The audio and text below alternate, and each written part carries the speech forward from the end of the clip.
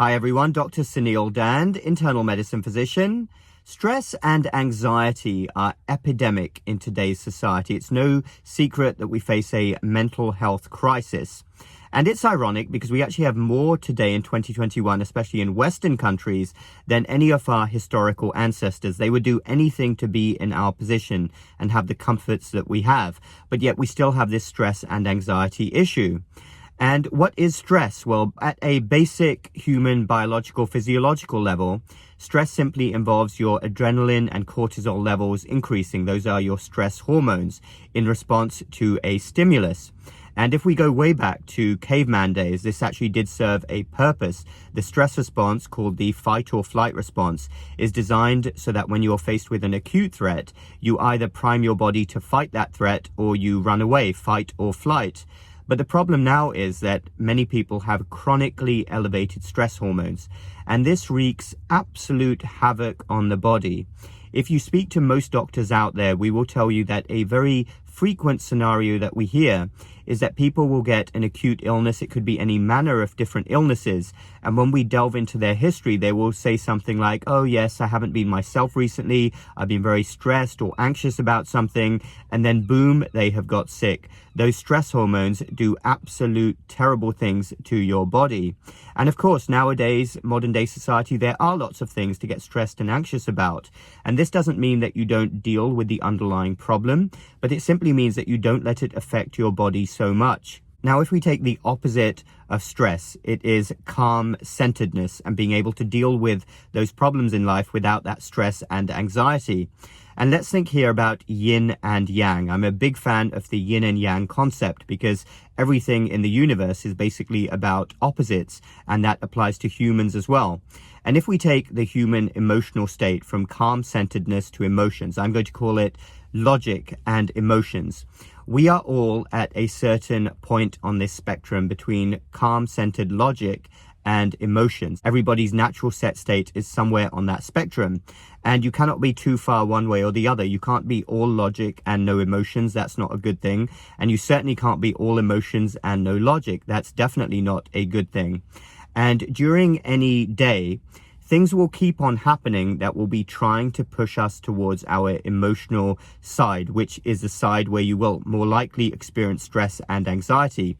And it could be that unexpected work task that hits you. It could be that social media post or news story that sets you off and makes you stressed or anxious.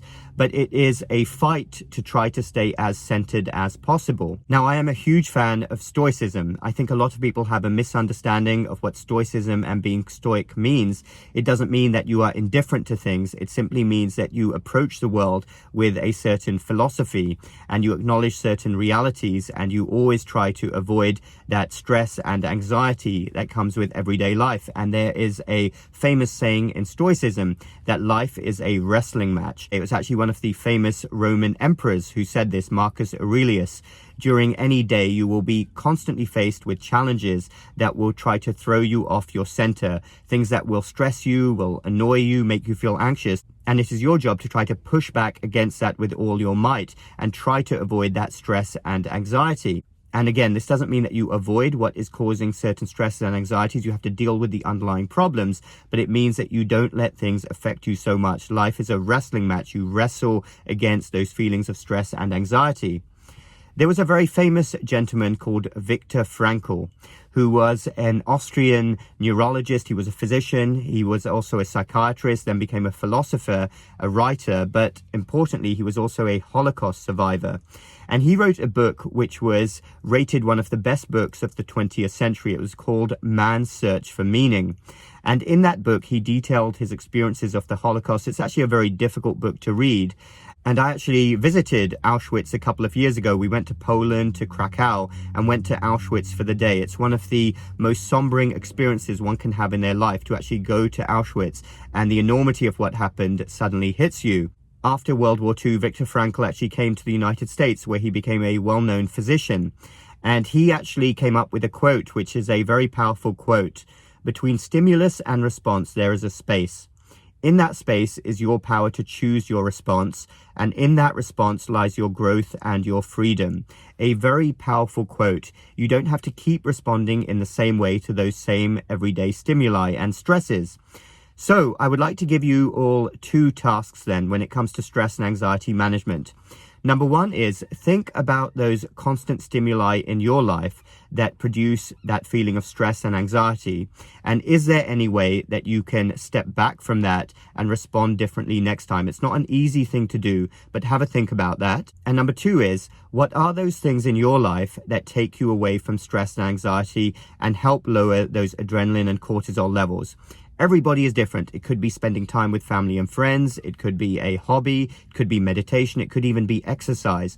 But whatever it is that takes your mind away from those stresses and anxieties, try to do more of that in your life. It will be really very good for you.